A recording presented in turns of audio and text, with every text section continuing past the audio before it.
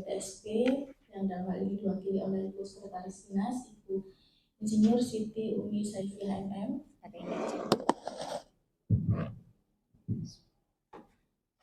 Assalamualaikum warahmatullahi wabarakatuh. Selamat pagi, salam sejahtera buat kita semua. Yang terhormat Bapak Ibu Ahli Madya, Adik Muda, dan seluruh hadirin yang berbahagia, terima kasih sudah berkenan rawuh di acara ini. Saya akan coba membacakan sambutan Bapak Kepala Dinas. Beliaunya sebenarnya mau hadir secara pribadi, tapi tiba-tiba ada undangan ke Dewan. Jadi beliaunya menitipkan salam melalui saya kepada panjenengan semua. Dengan tidak mengurangi rasa hormat, mohon izin saya membacakan sambutan Bapak Kepala Dinas Penanaman Modal dan PTSP Kabupaten Gresik. Assalamualaikum warahmatullahi wabarakatuh. Yang terhormat pejabat fungsional ahli madya, ahli muda, serta seluruh staf di lingkungan DPM PTSP Kabupaten Gresik, peserta bimbingan teknis dan pendampingan LKPM, dan hadirin yang berbahagia.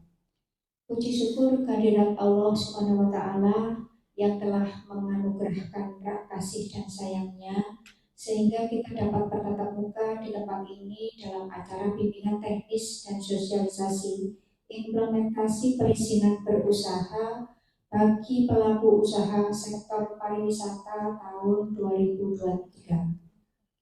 Salawat dan salam senantiasa tercurah kepada junjungan kita Nabi besar Muhammad Sallallahu Alaihi Wasallam yang selalu membimbing kita ke jalan yang lurus untuk melanjutkan ibadah kita, karya kita, serta tugas dan pengabdian kita kepada masyarakat, khususnya Kabupaten Gresik tercinta. Hadirin dan undangan yang berbahagia, seperti yang kita ketahui bersama bahwa penanaman modal adalah salah satu faktor kunci dalam pertumbuhan ekonomi dan pembangunan negara. Penanaman modal juga merupakan salah satu pilar utama dalam upaya meningkatkan pertumbuhan ekonomi dan menciptakan lapangan kerja. Kita semua menyadari betapa pentingnya penanaman modal dalam mendorong investasi, inovasi, peningkatan produktivitas, dan kemajuan ekonomi di daerah kita. Saat ini laporan kegiatan penanaman modal menjadi instrumen yang sangat vital dalam mengukur sejauh mana upaya kita dalam mencapai tujuan-tujuan tersebut. Melalui laporan ini kita dapat mengidentifikasikan potensi perbaikan, memahami tantangan yang dihadapi, dan merencanakan langkah-langkah yang lebih efektif untuk masa depan. Laporan kegiatan penanaman modal yang selanjutnya disingkat LKPM adalah laporan mengenai perkembangan realisasi penanaman modal dan permasalahan yang dihadapi pelaku usaha yang wajib, saya tekankan di sini, wajib dibuat dan disampaikan secara berkala. Setiap pengajuan izin melalui OSS berbasis risiko, maka secara otomatis pelaku usaha yang sudah memiliki hak akses LKPM online wajib mengisi laporan kegiatan penanaman modalnya melalui LKPM ini. Maka akan dapat diketahui apakah badan usaha mengalami surplus atau sedang mengalami defisit laporan keuangannya. Bapak Ibu dan hadirin yang berbahagia, nilai realisasi yang dicantumkan pada LKPM bukan nilai buku, tetapi nilai perolehan atau nominal uang yang dikeluarkan oleh perusahaan dalam kegiatan penanaman modalnya. Laporan kegiatan penanaman modal adalah sangat penting karena sebagai sumber data dan informasi perkembangan realisasi investasi per sektor dan lokasi secara berkala. sumber informasi perkembangan penyerapan tenaga kerja, sumber informasi permasalahan yang dihadapi penanam modal, dan sebagai salah satu sumber informasi yang dipertimbangkan dalam penetapan kebijakan. Beberapa prinsip dasar LKPM yang wajib kita kenali. Yang pertama, pelaporan LKPM terbagi menjadi 2 tahap, yaitu yang pertama tahap konstruksi, di mana perusahaan belum memiliki izin usaha untuk proyek atau kegiatan usaha. Yang kedua adalah tahap produksi, di mana perusahaan sudah siap berproduksi atau beroperasi secara komersial. Pelaporan untuk pelaku usaha kecil 1-5 miliar setiap semester, sedangkan pelaporan pelaku usaha menengah 5-10 miliar dan pelaku usaha besar di atas 10 miliar setiap triwulan. Pelaku usaha wajib menyampaikan LKPM untuk setiap bidang usaha dan ataupun lokasi. Jadi kalau lokasinya lebih dari 1, diwajibkan juga melaporkan di masing-masing lokasi. Pelaku usaha atau perusahaan yang tidak melaporkan kegiatan usahanya bisa mendapatkan sanksi seperti pembekuan hingga pencabutan izin usaha oleh BKPM, karena ini by online, jadi sistem yang nanti akan mengeksekusi langsung ya. Penyampaian LKPM tidak wajib bagi pelaku usaha mikro, bidang usaha hulu, migas, perbankan, apa ini singkatannya? Oh, maaf. Bidang usaha hulu, perbankan, migas dan perbankan, lembaga keuangan non-bank dan asuransi. Jadi LKPM yang tidak wajib itu pelaku usaha mikro, bidang usaha hulu migas, perbankan, lembaga keuangan non-bank dan asuransi.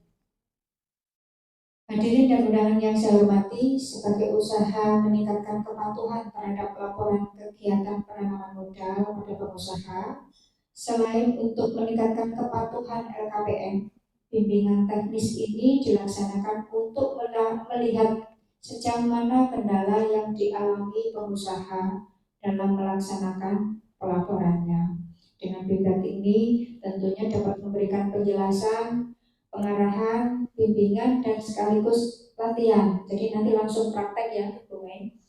Nah, nanti bisa dipandu langsung teman-teman. Jadi Bapak Ibu bisa interaksi langsung dan menanyakan apapun itu kendalanya.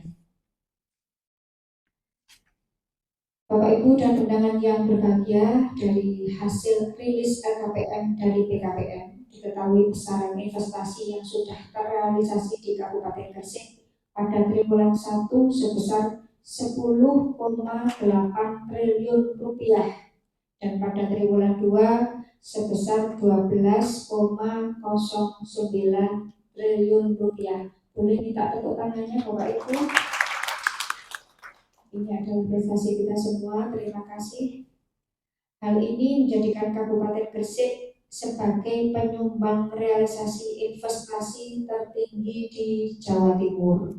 Pencapaian ini berkat sumbangsih serta atensi dari Bapak Ibu sekalian. Pada kesempatan ini kami sampaikan banyak terima kasih kepada semua pihak terkait atas partisipasi, dukungan, dan semangat dalam mensukseskan acara ini. Karena dengan adanya dukungan serta sinergitas yang baik antara pemerintah dan pelaku usaha, diharapkan dapat menciptakan iklim usaha yang sehat dan kondusif bagi pertumbuhan ekonomi yang berkelanjutan, sehingga dapat memacu serta meningkatkan nilai investasi di Kabupaten Gresik.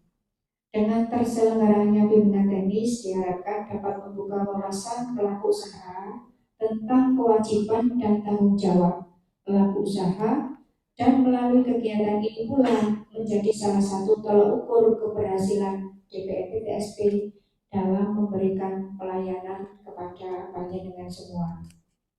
Demikian yang dapat saya sampaikan. Mohon maaf atas segala kekurangan. Dan sebelum mengakhiri sambutan ini dan mengucap Bismillahirrahmanirrahim, acara bimbingan teknis OSS RBA bagi pelaku usaha di Kabupaten Gresik, mari kita buka bersama-sama dengan bacaan Bismillahirrahmanirrahim. Alhamdulillah, terima kasih. Saya sudah membacakan sambutan dari Bapak Kepala Dinas, dan dengan ini mohon supaya kegiatan ini bisa kita laksanakan sebaik-baiknya. Silahkan menggunakan waktu yang terbatas ini untuk bisa benar-benar membuat LKPM panjenengan lancar dan terlaporkan secara periodik sesuai dengan ketentuan yang berlaku. Demikian yang bisa saya sampaikan. Terima kasih. Wassalamualaikum warahmatullahi wabarakatuh. Terima kasih kami sampaikan kepada Ibu Insinyur Siti Umi Syafia ML. Melakukan pelaporan bersama-sama, nanti kita refresh dulu ya, apa yang namanya LKPM itu. Seperti yang sudah disebutkan sama Bu Sekretaris Dinas terkait LKPM, itu dasarnya dari Undang-Undang Nomor 25 Tahun 2007 tentang penanaman modal, dan juga Peraturan BKPM Nomor 5 Tahun 2021 tentang pedoman dan tata cara pengawasan perizinan berusaha berbasis resiko. Ya, bisa dilanjut Mbak Lesti? Oke. Jadi prinsip pelaporan LKPM itu mencakup ini aja ya. Siapa yang harus melaporkan LKPM? Jadi yang wajib melaporkan LKPM itu bagi Bapak Ibu pelaku usaha yang perusahaannya nilai investasinya di atas 1 miliar. Atau bisa kita katakan pelaku usaha kecil. Pelaku usaha kecil itu 1 sampai 5 miliar. Kalau misalnya pelaku usaha kecil 1 sampai 5 miliar itu dilaporkan per semester. Jadi Bapak Ibu pelaporannya hanya setahun 2 kali. Tapi kalau misalnya perusahaan Bapak Ibu itu investasinya di atas 5M, berarti pelaporannya itu triwulan. Jadi setahun itu bisa 4 kali pelaporannya. Kita refresh kembali ya, barangkali ada yang tanya misalnya di triwulan 3 kok saya nggak bisa melaporkan. Nah, dicek kembali pelaku usaha Bapak Ibu perusahaannya itu termasuk investasi 1 sampai 5 miliar atau 5 sampai 10 miliar. Karena nanti misalnya pelaku usaha per semester tidak akan bisa melaporkan di triwulan. Jadi otomatis terkunci. Seperti itu. Bisa langsung di next. Jadi untuk pelaporan LKPM itu ada di oss.go.id. Kalau misalnya Bapak Ibu pelaku usaha dulu sudah pernah melaporkan di SPPC, nah sekarang itu sudah tidak menggunakan SPPC lagi. Jadi sekarang sudah terintegrasi dengan OSS. Seperti itu. Lanjut. Oke, komponen LKPM itu ada yang namanya data kegiatan usaha. Data kegiatan usaha ini KBLI alamatnya. Jadi yang misalnya Bapak Ibu ada di satu perusahaan ada beberapa KBLI, nah itu semuanya harus dilaporkan per KBLI. Jadi kalau misalnya Bapak Ibu tidak melaporkan, nanti takutnya amit-amit ada yang namanya nanti sanksi administratif. Oke, bisa dilanjut aja. Jadi di LKPM ini ada yang namanya tahapan. Jadi ada 2 tahapan, yaitu konstruksi dan produksi. Jadi sebenarnya kalau konstruksi ini perusahaannya masih baru, misalnya masih dalam penyiapan tanah, masih pembangunan. Nah itu biasanya masuk ke konstruksi. Tapi kalau sudah beroperasi nanti masuknya produksi. Tapi bagi Bapak Ibu yang belum pernah melaporkan sama sekali, harus melakukan pelaporan di konstruksi dulu, karena kita nggak bisa lompat langsung ke produksi. Jadi harus step by step dulu. Bisa lanjut? Oke. Ini di itu aja Mbak. Di yang itu coba di di close. Kita ada gambar.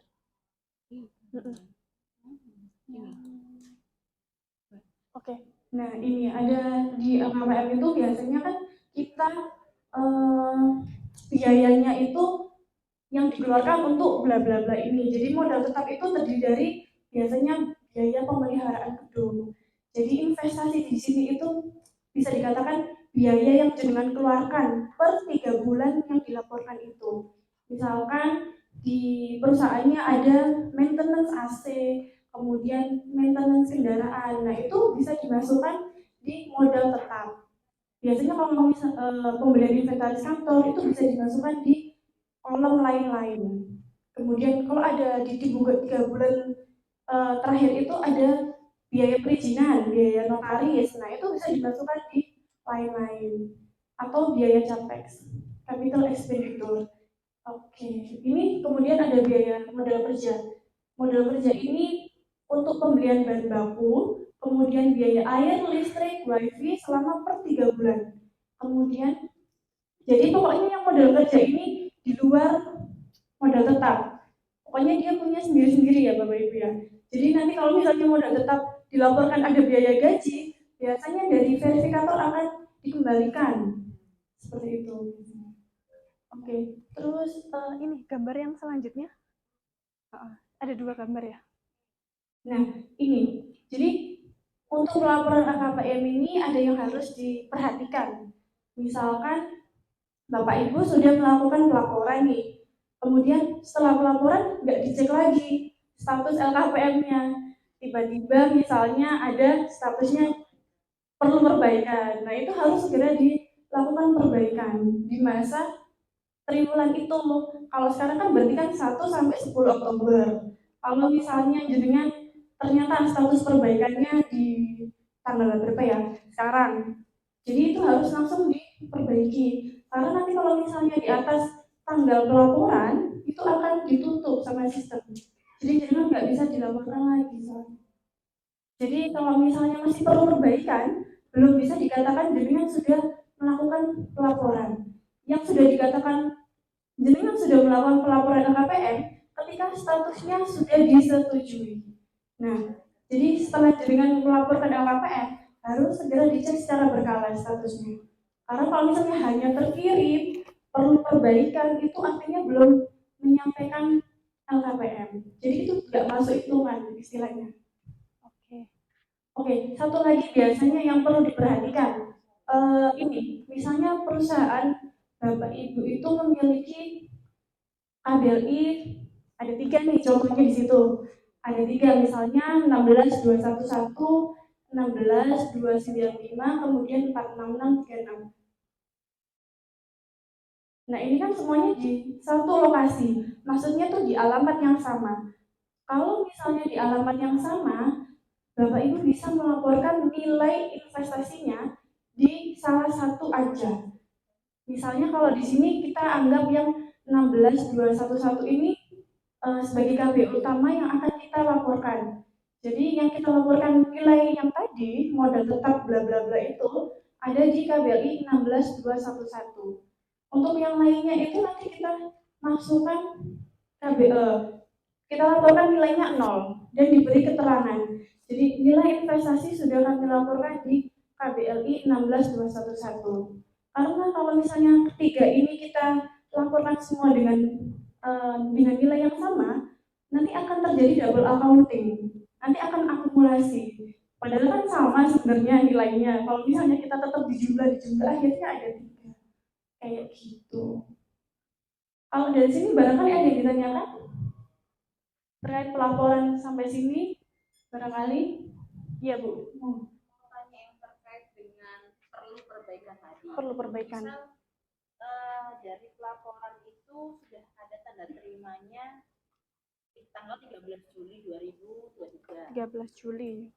Tapi untuk catatan di perlu perbaikan itu tanggal verifikatornya di 4 September. 4 September. 2023. Kalau sampai saya itu kan berarti nggak bisa diapa-apain itu ya. Jadi nggak bisa diapa-apakan.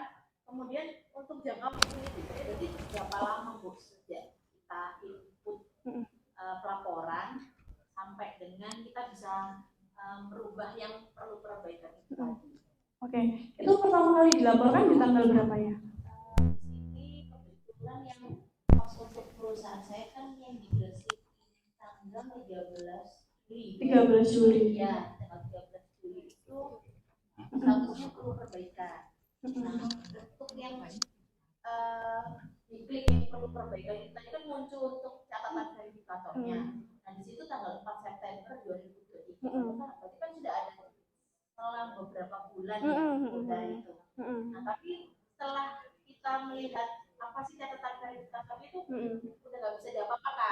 Betul. Jangka waktunya berapa lama gitu. Iya, kalau yang seperti ini, case yang seperti ini tuh biasanya yang verifikasi dari pihak pusat, Bu. Oh, gitu ya. Jadi meskipun jenengan perbaiki, tidak ada tombol kirim laporannya kan? Iya, karena memang sudah ditutup. Oh gitu. Jadi nanti untuk yang kedepannya. Untuk kedepannya. Untuk kedepannya kan berarti di periode ini sampai 10 Oktober. Betul. Ya. Kalau misal pelaporannya hari ini, berarti harus proses cek berkala itu sampai hari Senin. Kita memantau OSS ini. Misal nanti disetujui atau masih ada perlu perbaikan itu tadi gimana? Jenengan cek berkala sampai misalnya statusnya sudah berganti. Oh gitu. Statusnya sampai dicek secara berkala sudah disetujui atau masih perlu perbaikan. Kalau misalnya masih perlu perbaikan, segera dilaporkan sebelum tanggal 13 Oktober. Karena biasanya kalau pelaporan mepet-mepet itu verifikatornya agak ini, Bu, agak banyak datanya soalnya. Mepet soalnya, nggak bisa dikembalikan lagi soalnya. Oh gitu, berarti ini udah kewenangan di pusat ya? Kewenangan di pusat. Jadi kalau misalnya kemarin dari perusahaan saya itu perlu perbaikan di bulan di triwulan ini kita laporan lagi masih bisa kan? Maksudnya statusnya nggak langsung ada sanksi atau apa gitu? Oh belum. Oh, nanti gini aja, nanti di triwulan ini nilai realisasinya yang kemarin ditambahkan sama yang triwulan ini. Jadi di triwulan ini nanti nilai investasinya itu double, Bu, sama yang kemarin. Misal kalau nggak ada penambahan investasi, di tiga bulan itu nggak ada biaya pengeluaran. Seperti yang tadi modal tetap. Ya, nanti kalau untuk yang modal-modal itu nanti. Iya, yang itu tadi biaya misalnya maintenance, bla bla bla, kayak gitu. Barangkali ada lagi? Oke. Bila untuk laporan produksi, biasanya yang disampaikan itu laporan atas capex atau capital expenditure, semua modal tetap, tanah, bangunan, gedung, barangkali memang ada pembelian, kemudian lain-lain itu bisa diisikan sewa menyewa, pengeluaran untuk konsultan, dan apapun sekecil apapun pengeluaran itu silakan dimasukkan, entah mungkin renovasi gedung atau maintenance ataupun perbaikan mesin, silakan nanti dimasukkan di nilai tambahan realisasi investasi. Dan jangan lupa ini mungkin Bapak Ibu yang di kawasan pergudangan, kita sudah sering ini melakukan safari ke kawasan-kawasan pergudangan, itu masih banyak pergudangan yang belum memasukkan KBLI-nya dengan alasan kantornya ini ada di Surabaya atau di Jakarta, namun punya gudang di Gresik. Nah itu sebenarnya harus wajib disampaikan juga, dimasukkan di KBLI-nya. Mungkin Bapak Ibu yang ada teman, kolega, ataupun mungkin ada cabangnya yang seperti itu, minta tolong nanti meskipun cabang ataupun hanya sewa gudang itu wajib dimasukkan di NIB, di OSS-nya. Kemudian jangan lupa laporan itu tiap tanggal 10. Jadi kalau pada tanggal 10 hanya statusnya dicek terus ya Bapak Ibu, barangkali ada perlu perbaikan ataupun statusnya masih terkirim, nanti silakan menghubungi kami supaya cepat kami setujui kalau nilainya sudah benar. Dan yang terakhir, laporan LKPN ini tidak berhubungan dengan pajak. Jadi jangan khawatir, berapapun nilai yang dimasukkan Bapak Ibu tambahan realisasinya itu tidak ada hubungannya dengan pajaknya nanti semakin besar atau ada pengurangan pajak, tidak ada. Jadi seperti itu saja dari saya. Dan ini saya juga menyampaikan titipan dari Pak Kadis pada tanggal 31 Oktober ini nanti DPM-PTSP akan menyelenggarakan pameran investasi industri dan UMKM di Grace Mall. Ini nanti ada stand-stand dari perusahaan-perusahaan, disediakan stand-stand, ada talk show, ada talk show juga, nanti ada pemberian penghargaan juga. Jadi di sini saya sampaikan, barangkali Bapak Ibu dari perusahaan berminat, dan saya harap mungkin juga mendukung acara dari DPM-PTSP ini pun juga nanti banyak masyarakat yang mengikuti, sekali dua kali mungkin Bapak Ibu bisa sekalian promosi industri apa saja atau produksi apa saja yang diproduksi oleh perusahaan. Dan nanti ada pameran-pameran perusahaan dan UMKM, ada pameran produk. Barangkali di perusahaan-perusahaan Bapak Ibu sekalian ini mungkin ada kemitraan dengan UMKM-nya, itu juga bisa diikutkan di acara tersebut. Nah, ini target pengunjung dan peserta.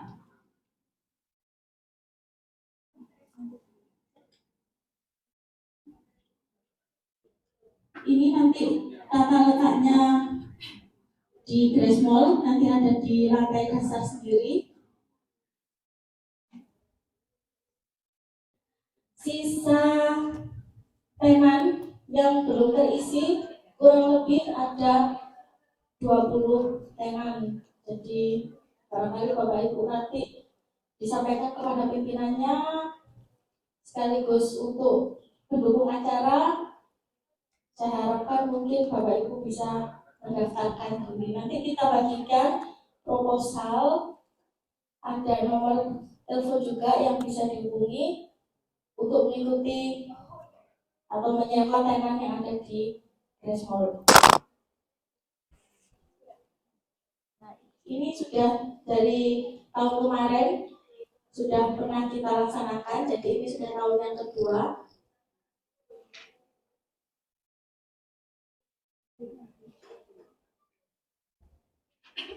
Penawarannya ini Bapak Ibu, tenan mulai 10 juta.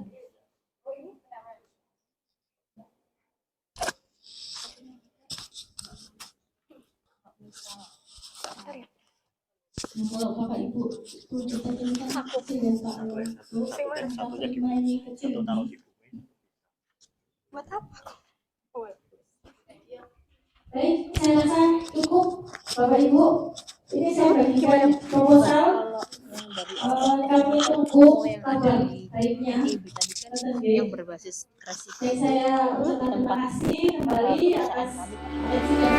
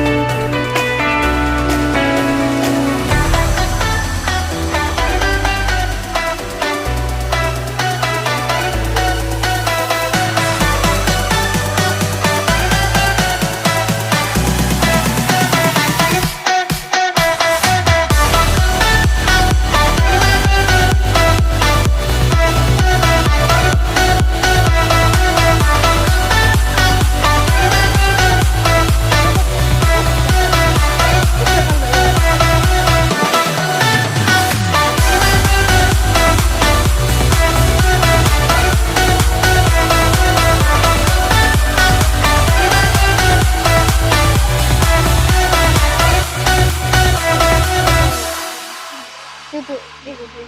Aku baru